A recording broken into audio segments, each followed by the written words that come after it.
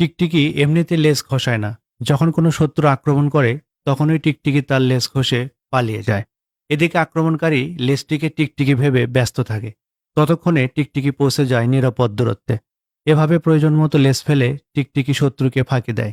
শরীরের একটি বিশেষ বৈশিষ্ট্যের জন্যই ওরা এটা করতে পারে। আসুন জানা যাক টিকটিকির লেজ খুলে যাওয়ার রহস্য সম্পর্কে।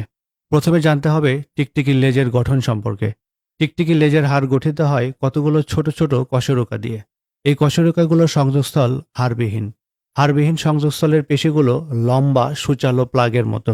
পেছনের অংশের প্লাগগুলো সামনের অংশে সরু সকেটের মাঝে আলগাভাবে লেগে থাকে।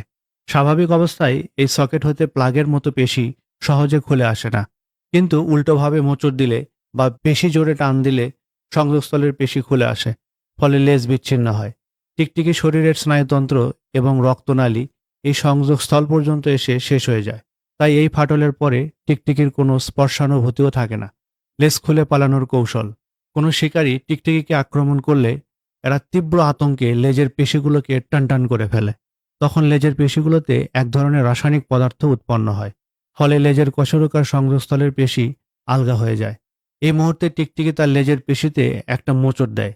তখন লেজ খুলে পড়ে এবং লাফাতে থাকে। খুলে যাওয়া লেজের ভেতর থাকা স্নায়ুর কার্যকারিতা ও পেশির টানের কারণে খুলে যাওয়া লেজ লাফাতে থাকে। আপনি জানলে অবাক হবেন যে টিকটিকির খসে পড়া লেজ প্রায় ৩০ মিনিট পর্যন্ত লাফাতে পারে। এর ফলে শিকারী প্রাণী কিছুক্ষণের জন্য হলেও বিভ্রান্ত হয়। কোনটা ধরবে, টিকটিকি না তার লেজ? শিকারীর বিভ্রান্তির সুযোগে টিকটিকি পালিয়ে যায়। লেজের বদলে জীবন ফিরে পাওয়ার মতো ঘটনা আর কি, কি বলেন? সারা জীবনে টিকটিকি মোট ৬ বার লেজ খসাতে পারে। প্রায় ৩ থেকে ৮ মাসের মধ্যে নতুন লেজ গজায়। তাই লেজের জন্য ওরা তেমন একটা চিন্তিত বলে মনে হয় না।